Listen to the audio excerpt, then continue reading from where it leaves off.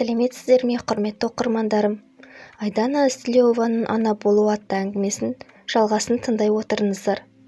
Ерден ағасы екеуі әкеден ерте айырылған жалғыз басты ананың ұлы еді.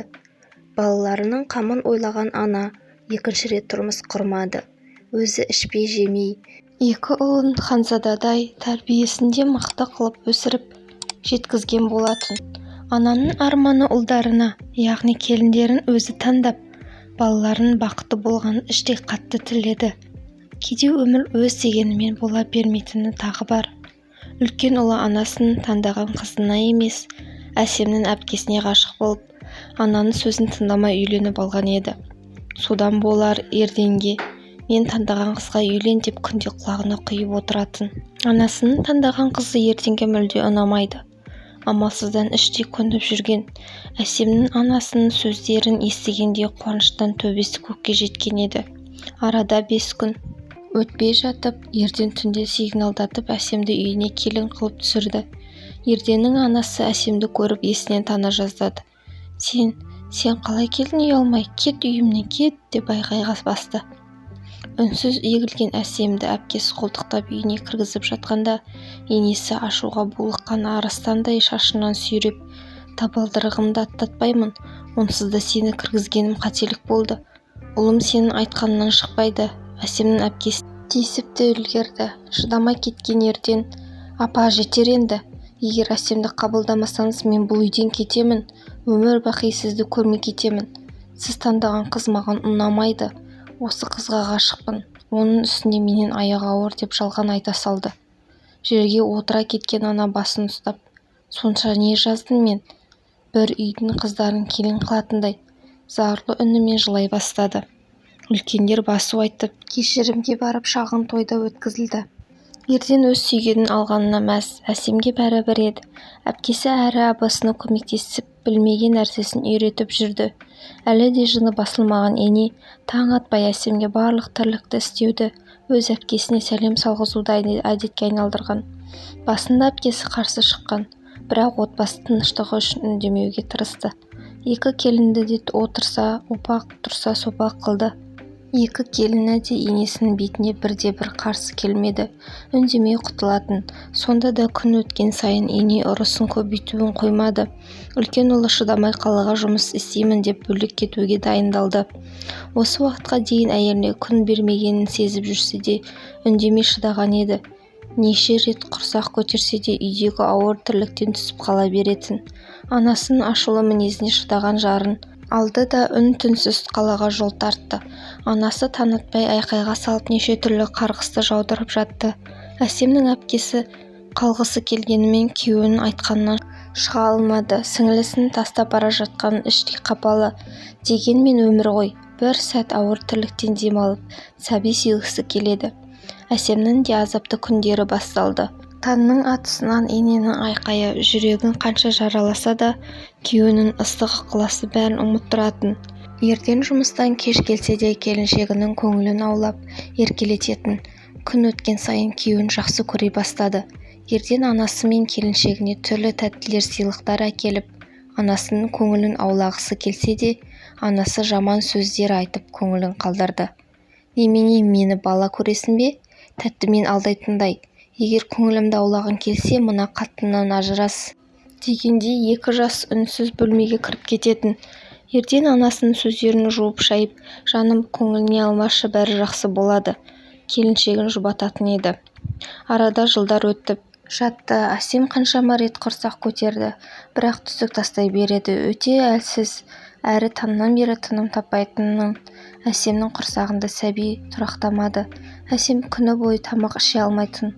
Енесінің айқайымен ішкенін желкесінен шығарып, әрі тамақ ішкен сайын жаман сөздер айтып отқанда тамақ батпай қалатын. Кешке Ерден келгенде тамақтанады. Онда да сол уақытта енесі ұйқыға кететін. Ененің ойы осылай азаптасам, түбі ажырасынады деп іштей ойлайды. Енесінен қаншама ауыр сөздер естісе де адал жарының бір ауыз сөзі бәрін ұмыттырып жібереді. 3 жылда зымырап өте шықты. Ененің ойы сол баяғы қалай болса да жырату еді. Әсем тағы көтерген болатын. Ерден екеуі балаша қуанып, күні түні амандығын тілеп жүрді. Әр атқан тайын сайын әсем ішін ұстап, «Қошақан, кішкене шыдашы, аман-есен дүниеге келші», қайта-қайта Аллаға дұға етті. Келінін құсып мазасы болмай жүргенін білсе де, ененің ашуы басылар емес. Іште ертең бұл сәби дүниеге келсе, енді ажыраспай қояды деген, одан да әлден бірдеңе жасауым керек деген шешімге келді. Ол шешімі дуа еді. Көрші ауылдағы дуахан кемпірге барып, ұлы мен келін ажыратуын және әлі дүниеге келмеген нәрестенің іріп-шіріп түсіп қалатындай етіп дуалауын өтінді. Құлқынын ақша тескен, құдайын ұмытқан дуахана да келсе кетті. Дуахан, Ерде мен Әсемнің шақыру билетін артына арабша бірдеңелер жазып, табалдырыққа көміп қой, сосын су оқып беремін, екеуінің шайына білдіртпей қосып бер деді. Дуаханға барғанына мәз болып хабарласып, нәтижесін айту үшін нөмірінде алып алды. Әсем соңғы кезде енесінің өзіне жақсы қарайтыны, бұрынғыдай ұрыспайтынына таңғала қуанып жүрді. Енесінің бір саусағы бүгулі екенін қайдан білсін? Ерден екеуінің ойы анасын болашақ сәби өзгерткен болу керек деп қуанды. 6 айда өтіп, Әсемнің іші доп сияқты көріне бастады. Таңертең тұрғанда кішкене қан жұққан, дереу енесіне барып, апа қан жұғып тұр дегенде, көкем-ау алаңдама, сондай болады, ештеңе етпейді дегесін Әсем алаңсыз жұмысын істеп жүре берді. Енесі дуаханның айтқаны келе бастады деп қуануда. Күні бойы кеткен Әсемнің жағдайы одан сайын нашарлай бастады. Кешке келген Ерден келіншегін түрінен қорқып жедел жәрдем шақырды. Әттеген-ай, бәрі де тым кеш. Күні бойы іштегі бала қанды жұта тұншығып шетінеді. Ерден қайғыра үйге келгенде анасын телефонмен немересін шетінеген айтып, қуана сүйінші сұрап тұрып жатқанын естігенде өз құлағына сенер емес. Ерденнің естігені анасы дуаханмен сөйлесіп, нәтижесін айтып жатқаны. Шақыру билетін босағаға көміп қойсам да, әлі екеуі ажыраспады. Оның да нәтижесі жақында болып қалады дегенді құлағы анық естіді. Ашу басына шапқан Ерден, апа сіз қандай анасыз, өз немереңіздің айырылғаныңызға мәз болып жатсыз деп босағаның бәрін қаза бастады. Тағы не бүлдірдіңіз деген Ерден босағаның бәрін қазып өзінің шақыру билетін тауып алды. Артында арабша сөздерге түсінбеді. Дереу ауылдағы танитын намаз оқитын досына барып оқытқан болатын.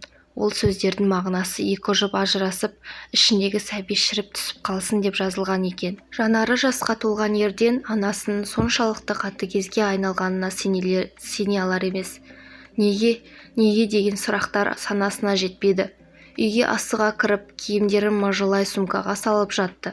Анасын көргісі келмей, ағасының қасына кетуге бел буды. Анасы, бәрін сен үшін істедім балам, бәріне кінәлі Әсем деп жылауда. Ерден, жетер апа, жетер, Әсемнің не кінәсі бар еді? Бар жазығы осы уақытқа дейін бетіңе бірде-бір сөз қайтармай сыйлап келгені ме? Анасы, сендер менің арманымдағы қызды алмадыңдар, қайдағы бір үйдің қыздарына жабыстында қалдыңдар. Ол апалы сіңлі сендердің бастарыңды дуалап алған, маған дуахан солай айтқан деп өз қателігін мойындап қойды. Ешқандай сөзге мән бермей Ерден анасын тастап кете барды. Досының үйіне бір күн түнеп, қалаға ағасының үйіне киімдерін апарып, енді біз сендермен тұрамыз, деді.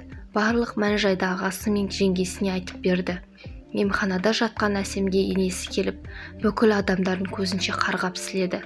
Сендердің кесірлерінен 2 баламнан да айырылдым. Бақтарын ашылмай, сормандай болыңдар, деген ененің сөз сүйектен өтіп Әсем жылап алды. Кейіннен барлық мән-жайды естіп өзін кінәлай бастады. Ерденмен саябақта серуендеп жүріп, сенен үлкен кешірім сұраймын. Мен үшін анаңды тастадың. Ажырасайықшы, бәрін менің кесірім. Ерденді қатты құшақтап жылап жіберді. Не деп тұрсың жаным, бұлай айтуға қалай ғана дәтің барды? Маған сенсіз өмір қызық емес. Сен не десең де, мен сені тастамаймын, деді Ерден. Мен тек бәрі менің кесірімнен осылай болғанына қиналамын. Мүмкін мен кетсем, сен анаңмен жақсы тұратын шығарсың, деген Әсемнің сөзі бөліп жіберді. Енді ондай сөз айтушы болма, біз әлі-ақ бақытты боламыз. Одан кейін 4 жыл өтті. Әпкесі 2 баланың анасы болып үлгерді. Әсемге әлі бала сүйу бақыты бұйырмады. Түсінде енесін көріп уайымға түсетін. Ерденге менен енеме барғым келеді. Мен барамын егер барғың келсе. Бұрын ағасы екеуі барғанда ит терісін басына қаптап қуып шыққан. Ерденнің барғысы келмеді.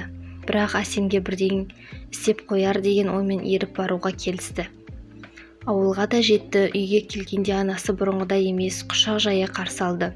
Жарығым, құлыным, келдіңдер ма деп шәйнегін ұстап шай қойып жүр. Әсем, апа бізді кешіріңізші, сізді тастап кеткеніміз үшін дей бергенде енесі жылап жіберіп, сендер мені кешіріңдер, өз арманым үшін қатыгез болғаным үшін. Ене мен келін құшақтасып, Ерденге еріксіз жылап жіберді. Қанша жерден анасын жек көрсе де жүрек құрғыр жақсы көретін уайымдайтын. Сол күннен бастап тату отбасыға айналды. Ерденнің анасы талай жыл құдағиына бір шай бермеген болатын. Құдағиын шақырып, туыстарын жинап шай берді. 4 жылдың ішінде жалғыздықтан келіндердің қадірін түсінген болатын. 2 жаста ата-ананың батасын алғаннан кейін Әсем жүкті болды. Енесі асты үстіне түсіп барлық жағдайын жасады. Айы күні жетіп өмірге 3 егіздер әкелді. Я Құдай, Әсемге 7 жылдан соң бір емес 3 сәби сыйлады. Бұл бір Алланың сыйы еді. Қазіргі кезде Әсем отбасында бақытты ана, өмірдің қаншама сынағына төзе білген қайсар жан. Кейде қатты дауыл соққанда кейбіреуіміз сына саламыз. Жоқ, біз сынбай қатая түсуіміз керек. Қандай қиындық болса да төзе білу керекпіз. Тыңдағандарыңызға рахмет. Төменге өз ойларыңызбен бөлісе отырыңыздар.